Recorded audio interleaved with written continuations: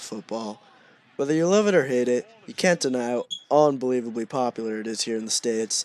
And even if you hate football, you have to admit it's still pretty entertaining to watch these monsters of people just absolutely fucking destroy each other with their bodies. It's the epitome of American entertainment. Two teams facing each other, whichever team can hit the hardest wins. These days, the general attitude towards football has shifted a bit, mostly because of what now we know what the sport can actually do to your body. You know, concussions, CTE, all that shit. The NFL has made great progress in changing the game so their players are not so much at risk, but unfortunately, they kind of made that progress through trial and error. Let's take a look at an example of this, all the way back in 2012. Jovan Belcher would sign with the Kansas City Chiefs after going undrafted in 2009. While he was a bit small for an inside linebacker, he managed to play in all the games for the Chiefs that season. 1 year later, and Belcher was a starter, becoming a formidable player on a pretty shitty team at the time. That year, the Chiefs at least made it to the playoffs, but lost in the wild card round because, well, shitty team. Belcher would continue to start all the way to the 2012 season, and while he wasn't Ray Lewis or anything, he did his job well enough to the point where the Chiefs re-signed him. Now, up to this point, Belcher did nothing to make people think there was something wrong with him. I mean, he wasn't kicking women in the head or serving tequila shots to fans, and he'd even make out with young children. In fact, the guy was pretty productive. He would visit West Babylon every year to give inspiring speeches to the students. So there was nothing to make people think that Belcher was anything but a stand-up guy. Just a good person that does his job and lives his life right. Right?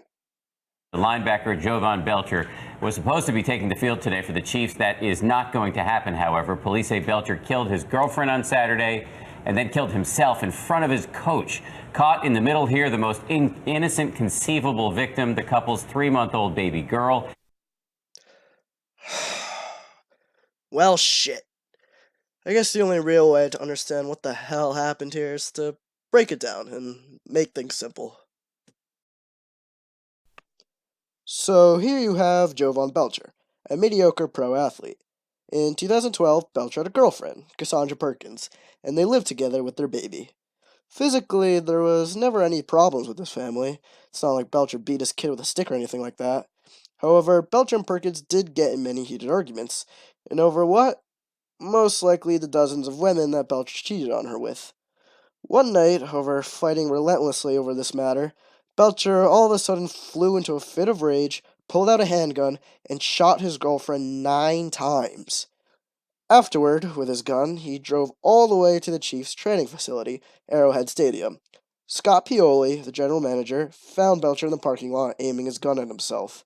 Joined by head coach Romeo Crennel and linebacker coach Gary Gibbs, they desperately tried to convince Belcher to put down the gun. However, their attempts proved to be in vain.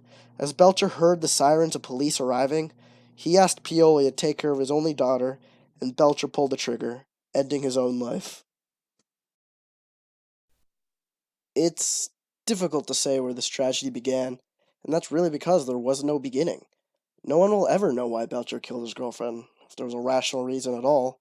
It would be safe to assume that millionaire NFL players don't go around ruining their careers by murdering people.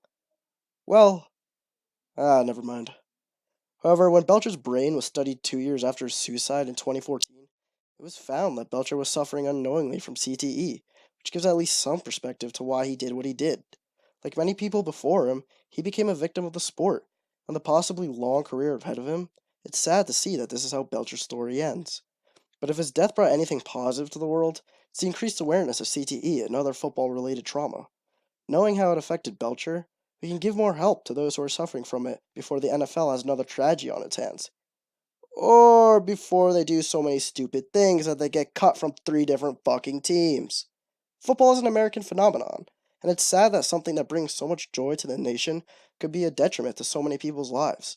The only thing we can do now is learn from our mistakes and look to the future. Or as Jovan Belcher himself puts it, coming in, everyone hopes for the best. Even now, you hope for the best, but you still want to set your goals even higher and higher to the point where they're unbelievable, but you still want to set them high and you want to reach for them.